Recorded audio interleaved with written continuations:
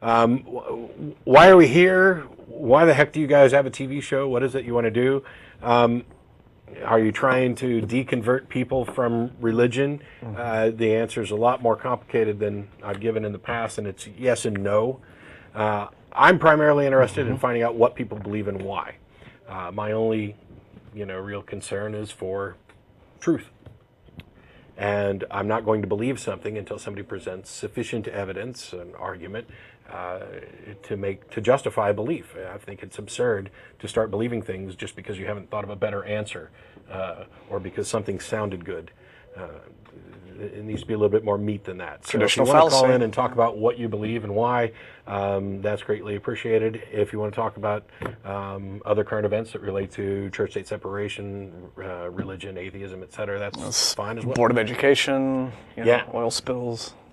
Whatever. Natural disasters. I passed tons of BP stations while I was on vacation because there's not a lot around here. Yeah, but up where you were. But up where I was, there were East tons Coast, of BP. And every time I went past, they've got this beautiful kind of like green sunflower logo, and I just wanted to take it home and Photoshop like oil all over, so it's great thing. But yeah, I've seen you can see some photographs on various news sites where the BP signs are being defaced.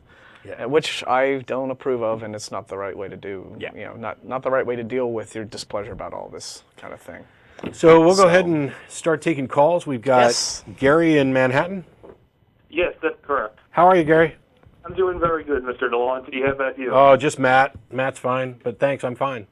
Okay, thank you. The reason I was calling, I actually spoke with your co-host Martin, I believe it is, through an email, and I wanted to present a positive case here today for intelligent design. Oh, all right. Okay. Yeah, specifically I wanted to discuss irreducible complexity and the Dover trial with you guys. First, I read on your Iron Chariots page, Matt, which I have to say is a very good encyclopedia, very informative. I hear intelligent design is just another form of creationism, and I wanted to ask, what makes you think that? Well, first of all, I don't write everything that's up there at Iron Chariots. As a matter of fact, I probably haven't written much of what's up at Iron Chariots. But I have said before that intelligent design is creationism in a lab coat or a Trojan horse for creationism, etc. And it's because mostly it's about the way that it's used. What happened? I mean, if you actually look it up, we've found the transitional form between creationism and intelligent design, and it's Kurdesign proponentists, and it was of pandas and people. Obviously, we talked about in the Dover trial. Everything. Okay, I'm sorry to interrupt, but could I please respond to that point? Actually, the design proponentist. Sure. I'm really glad you brought this up because I realize this is one of the leading criticisms against intelligent design, and what I have in front of me here actually is both that reference to the exact quote which contains that term, and a copy of some other drafts actually of the book of Pandas and People, which for whatever reason are not quoted, and I'm reading some of the quotes from them here, and I'd like to read one of them onto the air. Because what are the dates of those drafts? Because it was basically they bookended a Supreme Court ruling that removed creationism, and the drafts that came before it had creationism and creationists, and the drafts that came after it had intelligent design and intelligent design proponents.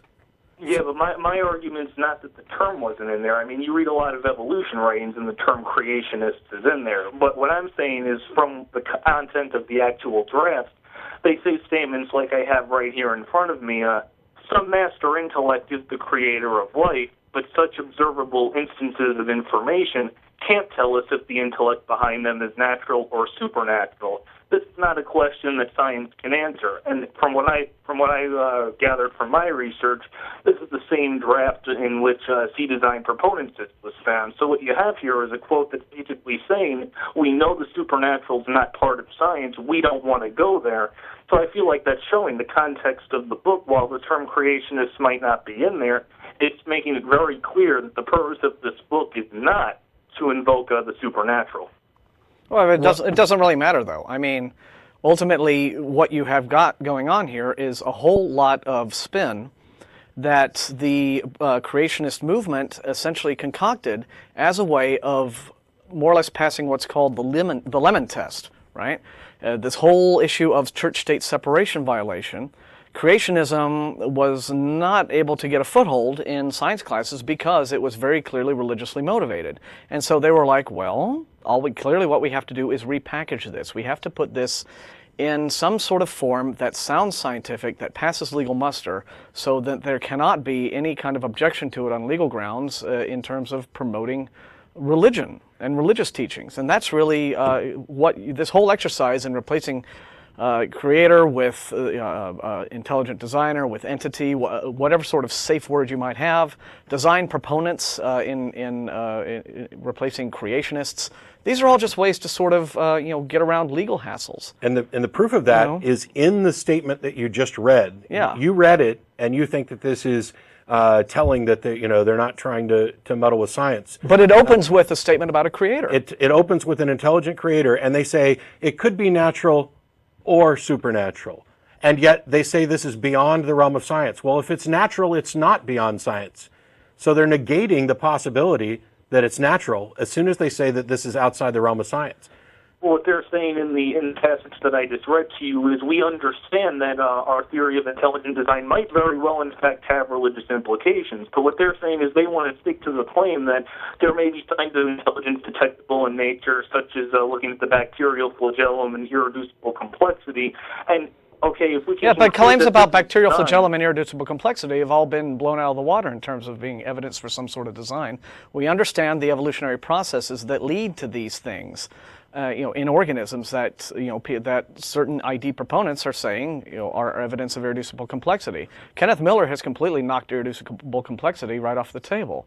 And there's a lot of studying there's a lot of research and a lot of science done to understand. The Ken Miller claim, you said Ken Miller completely blew irreducible complexity out of the water. I really would like to respond to that. Yeah, if you can, sure. I mean, if you claim to know more about biology than one of the leading biologists in the country, who also happens to be a theist, by all means. Well, yeah, I never made that claim, sir, that I knew more about biologists than biologists in the country. What I'm saying is I think, and correctly I might add, Michael Behe and countless others in the intelligent design movement have responded to the claims that Dr. Miller has made, and I actually think Dr. Miller strawmans Dr. Behe's definition of irreducible complexity.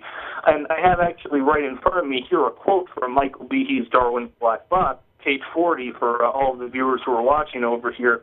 And it says, even if this is from Michael Behe's own book where he published this idea, even if the system is irreducibly complex, one can't definitively rule out the possibility of an indirect circuitous route.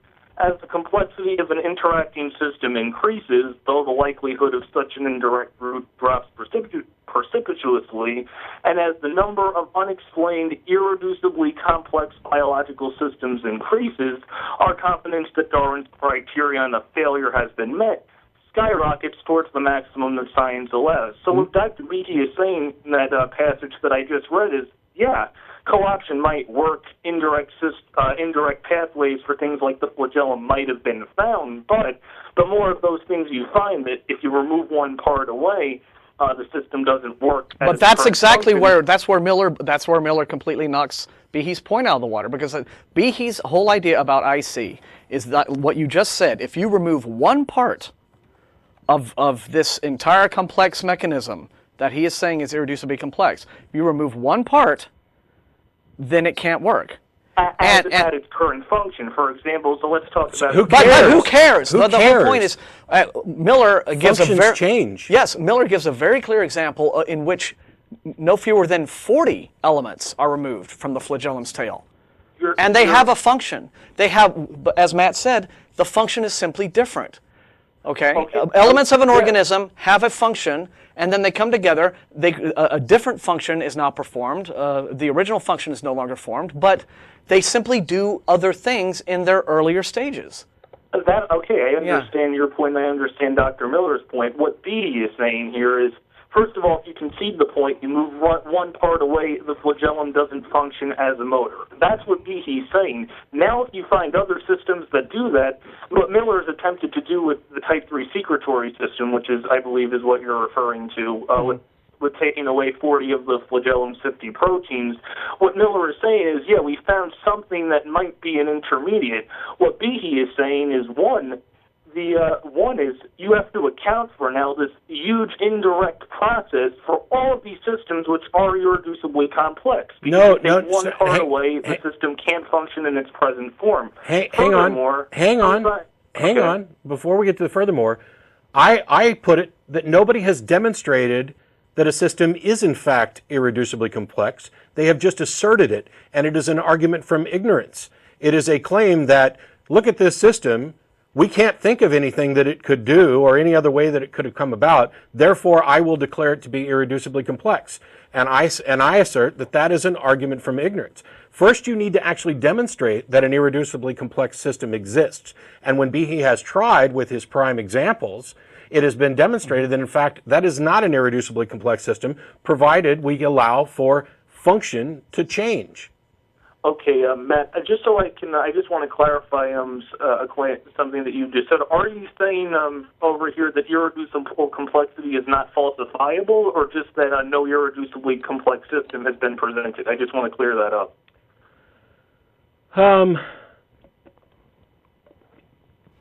Because that's a big difference here. Are you saying the concept is not testable? Both. Because as irreducible complexity has been presented, I would say it is an argument from ignorance, and that we can't think of anything, any other function, and therefore this system is irreducibly complex, is the way that has been asserted in the past.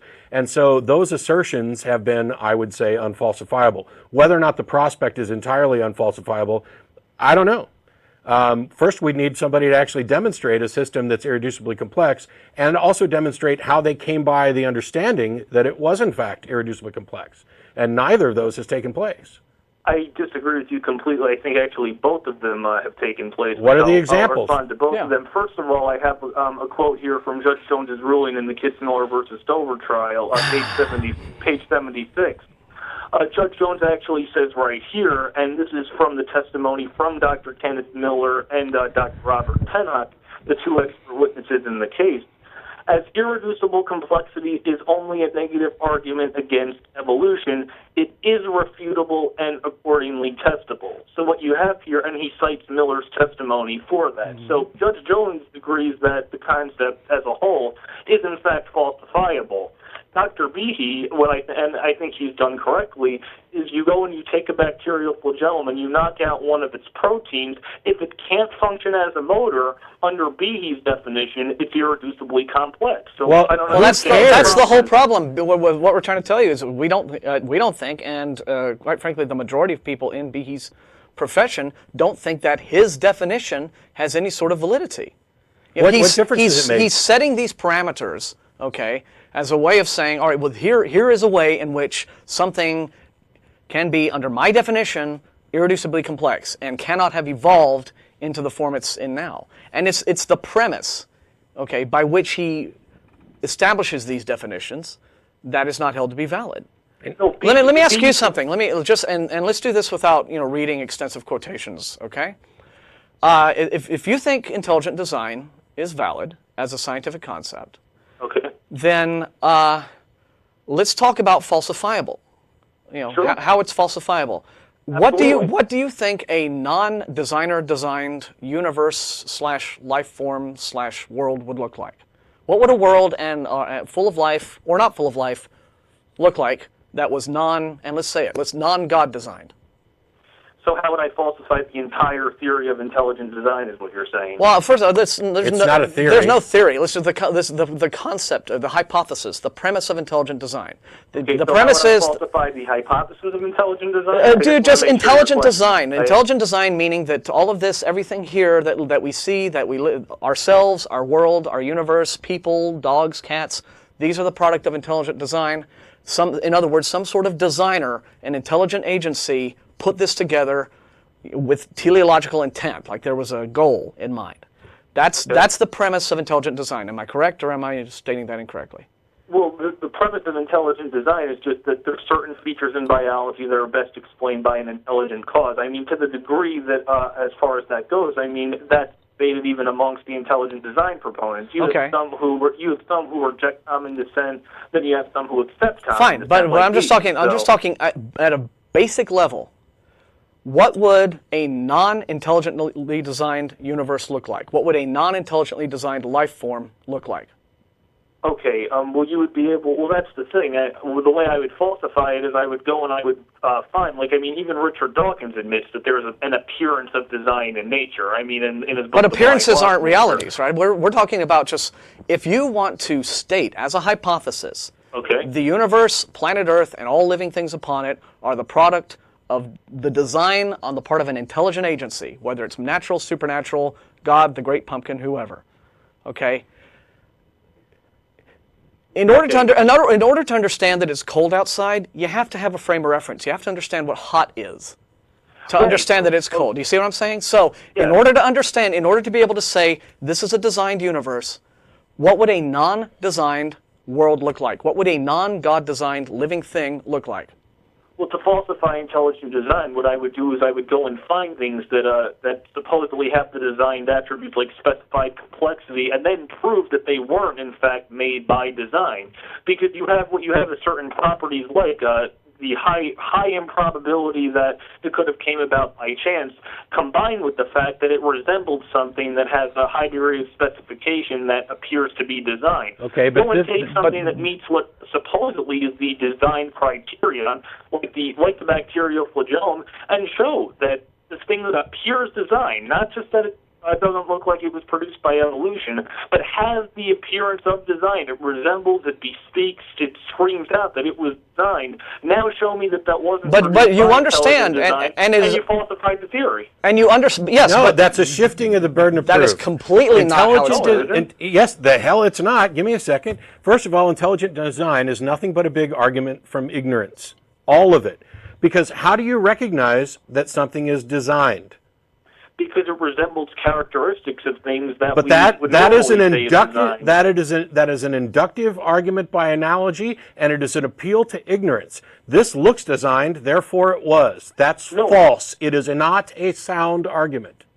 Sir, I have actually, I know you said you didn't want to hear extensive quotations, but I mean, even Bill Gates, who I think has a far more Bill Gates? has far more knowledge in computer programming, admits that the DNA is literally a computer program, but far more complex. Congratulations! You're now quoting billionaire software designers with respect to biology. How much further out there you want to go? Why don't you address the? Why don't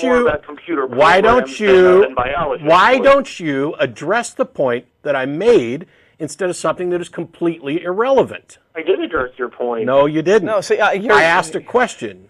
I asked how do you determine that something is designed by an intelligence? And I said, you say it's an argument from analogy, but what I would do is, like biologists have done, find things in nature that do, at first... Here you go. You find things in nature that look designed. Let him finish. Okay. Okay, you find things in nature that first have the appearance of design. I mean, people who are evolutionists have said the bacterial flagellum looks like it's a motor. I swear to God, if you just quote one more person instead of actually having a discussion, I'll hang up. You don't want me to cite credible sources? I want you to have it. I don't give a damn what you cite. I want to actually have a discussion where we address the issue and you answer the question. And the question's pretty simple. How do you go about determining that something was intelligently designed? You can answer that without saying so-and-so says. Yeah, I mean, I'm simply asking, when I asked you in the first place, what does a non-God designed universe look like? I'm wanting to get your ideas, okay? Just at a baseline level, to be able to look at a thing and go, okay, that's designed and that wasn't. How do you make that simple distinction? I don't want to go into big rigmarole about, how the process is. What the hell Bill Gates thinks. Yeah, what this or that other biologist or software designer thinks. Just in terms of, at a basic level, understanding it's cold outside. How do I know it's cold outside? Because I know what it's like when it's hot outside. The basic frames of reference, in order to be able to draw these comparisons between design and non-design, between hot and cold, between any things where there is an opposite to be understood. In order to comprehend design, it seems to me that you ought to have a pretty good idea of what it means to be non-designed. Okay, so at a very basic level, how do you, not Bill Gates, not one of these other sources that you want to quote to us, how do you go about determining that? Sure. you go in nature and you see systems that are motors, literally are motors or are computer programs like the DNA molecule and the bacterial flagellum. Then go and see if they resemble, see if they're irreducibly complex, see if they're in fact complex specified information, whether they could have come about very probably by chance, or in fact they couldn't. Then if they have a very specific purpose, and as well as that, there's a good chance that it might very well be designed. And at any point during this process, do you ever take into consideration the fact that there is a very well-established scientific discipline in evolutionary biology that shows how these life forms, these organisms, these parts of our ecosystem, they do appear to have a sense of purpose, a sense of design, but we understand evolutionarily how they got there, how each of these things fits into its own niche naturally. Well, I didn't say every system is an irreducibly complex system. I said that was great to go and look for in specific systems. Even, nobody would make the claim that every single system is irreducibly complex. That would be ridiculous to say something like that. Well, but that wasn't what I was getting at. I'm still waiting for an answer to my question, because when I asked how you determine that something is intelligently designed, you said you go out in nature and find something that looks designed, and then you demonstrate that it's irreducibly complex. And then you can make the case that it was most probably intelligently designed. That is not anything that even remotely resembles science or the process of demonstrating something, because all you did was say, I go out and find something that looks designed, and if I can't find a way that it's not irreducibly complex, I'm going to go ahead and believe that the best explanation is that there's an intelligent designer. That is not how we recognize intelligent design. I can tell you how we recognize intelligent design. For example, I made this the other day. It's a chainmail bracelet, really simple thing. I could leave this outside and everybody would be able to tell that it was intelligently designed. And it has nothing to do with complexity. It has to do with every single example we have of anything remotely like this is designed, and we have no examples that this occurs naturally. It is a contrast between naturally occurring and non-naturally occurring. That is how you determine whether or not something is intelligently designed. And it is folly for quasi-biologists to go around asserting that biological systems for which we have a good understanding of how they reproduced naturally are intelligent design. And that is why I keep saying that this is a big argument from ignorance, and it is creationism in a lab coat. And earlier on, you again, you talked about how you thought Kenneth Miller was strawmanning a lot of Behe's arguments, but all through your explanations, I hear you talking about making the usual creationist errors, where you talk about, well, if it's either just by chance or it has a purpose. But of course, anyone who's studied evolution knows it's not a pure chance process. There is nothing simply random and simply chancy about natural selection or punctuated equilibrium or any of the various theories of evolutionary processes that are out there. Evolution isn't simply, it's not this false dichotomy between chance or intent. Yeah, it's not taking all the parts of a motor and throwing them in a pile and seeing if they produce something. That's not the way evolution works. So when you misrepresent this as either it's chance or it was intelligently designed, you are poisoning the well so that your argument looks more appealing. That's a straw man that you're attacking as soon as you start talking about chance. Okay, let me respond to both points. First about the falsifiability of intelligent design, and then I'll respond to the word randomness, then, which is essentially what you're getting at. As for Matt, I think that was a great analogy, and I agree with you completely about how you would recognize that the bracelet is designed and everything. But if you go and you take the flagellum, which has been accepted by many, many biologists to literally be a motor, function as a motor, any single motor I've ever seen is the product of intelligence. No, when you find a more sophisticated motor, well, we're back to the why is it preposterous to go and say it might be from a designer? Well, because we have evidence that it occurs naturally. What evidence do we have of a motor ever appearing naturally? That's what I'm not understanding. Because any motor, First of all, that I've seen come from some kind of design. First of all, you've already given the example, and that's the bacterial flagellum. Now, second of all, you're making the same equivocation fallacy problem that we had 3 weeks ago when I was in the show, where the guy called in to talk about DNA as a code, and I tried to explain how he was confusing himself. When we say that some things are, that DNA is a code, yes, in many respects it is, but that is an analogy, and it is improper to imply that it is a code in the common sense of the word, where a code is to convey intelligent information from one intelligence to another. DNA does not do that. DNA is an entirely mechanical, chemical process. It's not conveying information from an intelligence to an intelligence. So it is a code by analogy. In the sense of the bacterial flagellum, when we call it a motor, we are saying it operates as a motor. That is a description of what it does. Just as my arm is a fulcrum.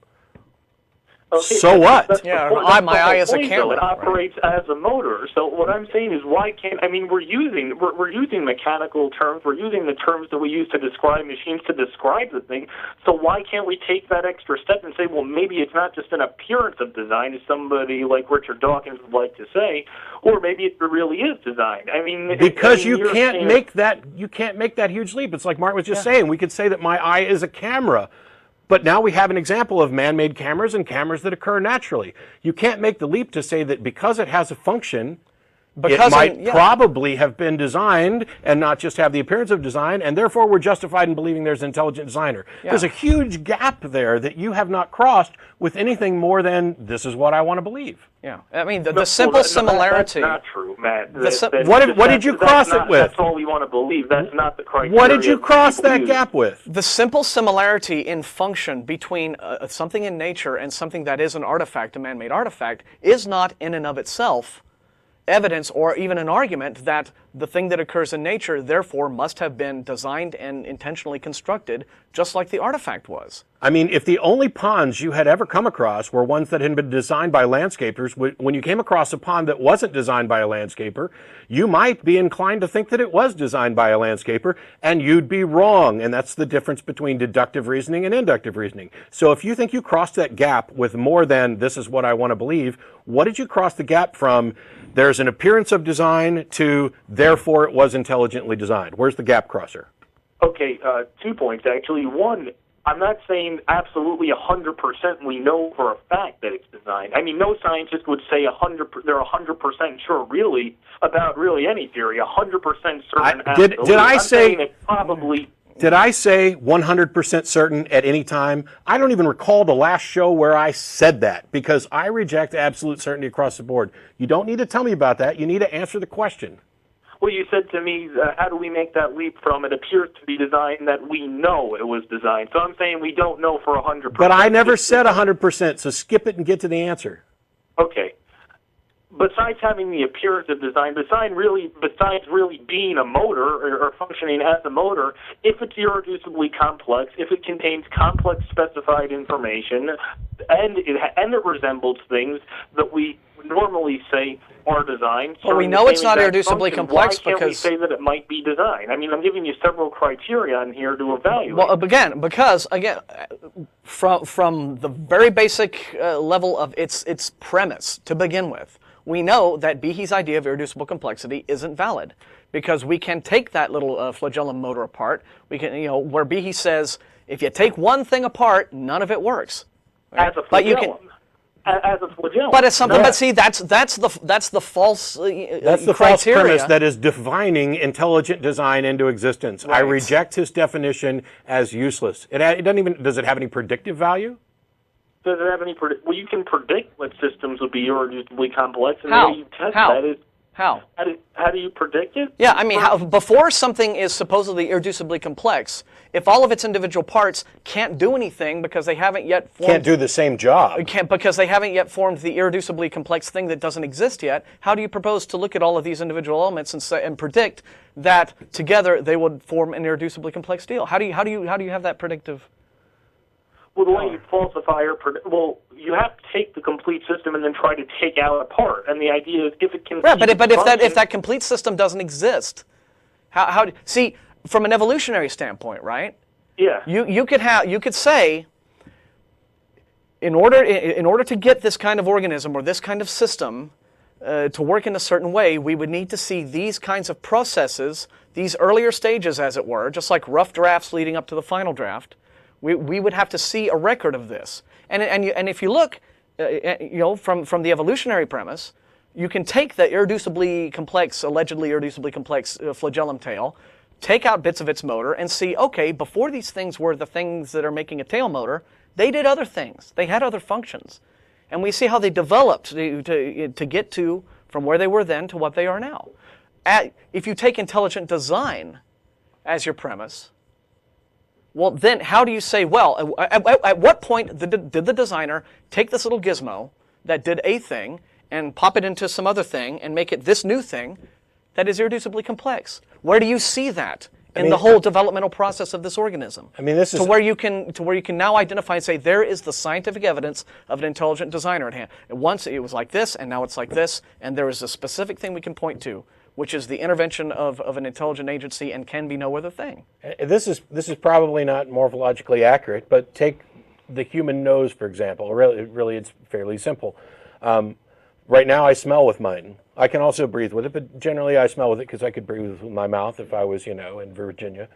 But Zing. Once upon a time, that nose might have had a different function where smell wasn't part of it. So what it seems to me is, now we have a good understanding of this and its various functions, but it seems to me that Behe's definition says, if I take a part away and it no longer has the same function, aha, it's irreducibly complex. Yes, and then the point is, it's and the more systems like that you find, the more improbable it is that because now you have to account for an indirect pathway for each and every one of these systems. And I mean, Behe argues that there's hundreds of these systems out there, and now essentially for every one of these systems that you have to explain with an indirect pathway, I mean, you have to first account for the fact that at some point in time, all of the parts are together, then they were synchronized the right way, in the same place, at the same time. No, you don't have to. No, you don't have to, and that's the response that real evolutionary biologists have been putting out for years. You don't have to have them all in place, all at the same time, all synchronized. Some of them can have different functions for long periods of time. Some of them can have no function. Evolution doesn't just select for something, it selects against things, and as long as something is relatively innocuous, like, for example, my earlobe doesn't really have any good function, and who knows, maybe a million years down the line, my earlobe will evolve into something, or the human earlobe, mine, I'll be dead, will evolve into something that some future intelligence will claim is irreducibly complex. It is, as I said at the outset, an argument from ignorance. It is, as I said a moment ago, a definition that is defining intelligent design into existence. There's no reason to accept Behe's definition of irreducible complexity as useful or valid in any sense. Sorry. Well, the reason why I'm saying it's useful is because before you found out that the system was irreducibly complex, you could have said that it could have just evolved in a very direct way, step by step by step. No, you couldn't have. You have to account for an indirect pathway because Gary, this is where you keep getting things wrong, Gary. You keep talking about, well, you can just make this leap, or you could just said this, or you could have just decided this, or this isn't how we determine things in science. You look at evidence, you look at lineages, you look at you look at the actual data that's out there. It's not a matter of, well, you could just say this or you could just say that, and so why not just say the thing that makes the most sense? Which seems to be the whole idea that you're trying to sell us here. You just said that without irreducible complexity, you could claim that it came by direct evolution. No, that's not it. No, that's not it. You are making the implication that irreducible complexity is not only a valid hypothesis, but that it's necessary in order for us to determine the actual process. And the answer to that is, you're freaking wrong, because science is going to explain that or not explain it based on the evidence and going where the evidence leads. You don't need irreducible complexity as a stopgap or as a bridge that leads somewhere, because as I mentioned before, where it's leading you is to the intelligent design conclusion, and it's doing so without any basis at all. It is an argument from analogy. It is an argument from ignorance. Begging the question. It is everything that could be wrong with it is. And when I asked before about how you bridge this gap between something looks designed and therefore it is most likely designed, your answer is Michael Behe's definition of irreducible complexity. Oh, well, that wasn't my answer to that question. I'll No, clarify that no, answer for Gary, you now, if you would like. Gary, that was your answer. Yours was just a lot longer. You bridge the gap between it looks designed and it most probably is designed by appealing to Behe's definition of irreducible complexity. That's part of it, but that's not the whole. That's not all What's that you the rest do. of it? The rest of it is, first of all, determine how probable it is that it could have formed by, if you don't want to use the word random, an unguided process. And how do you do that? A high degree of specification. How do you assess the probability? What's your denominator? What? Okay, I'm not a mathematician to it, but I mean, obviously. Well, I mean, yeah, I'm a college student. I don't have a PhD in mathematics. No, but you understand probabilities, right? I said that's the way you would go about doing it. Right, and if you have no other, examples, if you have nothing to compare it to, if you have no way of determining the denominator, you can't come up with a probability. Yeah, because this just gets you back to my question again, Gary. It's like if you want to assert that a thing is designed, if you want to assert that there is a higher probability that a thing is designed than otherwise, then you have to know certain things. You have to know what would this thing be like were it not designed. You have to have a definition of non-design to use as a frame of reference to set against your definition of design. And if you want to say there's a greater probability of one over the other, you have to know how to work out that probability. And if you're assessing, I mean, when they say here what the probability is of winning the Powerball every week, I mean that's an actual. They work that math out based on real data. You know, in terms of how many tickets are bought by people, what the jackpot is, you know, how many states the sales are in, et cetera, how many millions of people are out there spending their dollars on Powerball every week. They actually, and then what the likelihood of the numbers coming up in the little spinning machine, right? I mean, that's actual data. They don't just come up with 1 in 37 million jillion off the top of their heads. They work that out. So if you want to work out the greater probability of a designed life form with a non-designed life form, you have to know what both of those things look like, and you have to have your data points to be able to make that probability. You can't just say, well, it looks that way, so it just seems more likely. And that really has been, and that really has been all you've been saying this entire conversation. Well, it looks more likely. There's one more thing that he said, which is something that creationists have said a lot of, in addition to the it looks this way, therefore it most likely is this way, is this issue of probability. And that is an argument that, well, evolution just seems so unlikely. Well, why is that? Well, that's a valid claim. I mean, I know people on both sides of the debate who have supposedly calculated the mathematical improbabilities for it. I mean, I know for a fact that this issue was discussed in the Dover trial and on the intelligent design side of it. I know Dr. William Dembski has gone and written extensive algorithms on the subject. Yeah, and I know why he's wrong. He makes the same mistake that a lot of creationists make, and that is that they assume that this thing must have occurred once, and you're doing one trial instead of a pool of resources with continual attempts. And this is all about abiogenesis anyway, and now we're way off, and we've had you on for like 30 minutes or so. So I'm going to go ahead and move on to another caller. All right, we're not taking my call yet. We appreciate the argument. I appreciate it. We're not going to agree, and primarily we're not going to agree because you accept that Behe's definition of irreducible complexity is valid and useful, and I think it's a steaming pile of crap. So we're just not on the same page with premises. On this one, and I mean, again, thank you for your time. Unfortunately, that whole agree to disagree and everybody has an opinion is useless because there is such a thing as truth, and there are such things as right answers, and I'm going to believe that we have the best right answer when it's actually supported by the evidence and not supported by analogy, induction, looks designed, therefore is most likely designed. The time to believe that there's a designer is when it's actually been demonstrated to be most likely true, not a second before. Well, I'm going to believe that the methods that Dr. Behe and Dr. Dembski have used, and as well as the other design theorists to identify design in nature, as I've said to you before, irreducible complexity and specified complexity, I think that those are valid ways to do it. I mean, well, good for you, but you're incorrect. So let's cool. And there's plenty of people that believe if they pray they'll get better, but it's not necessarily the case.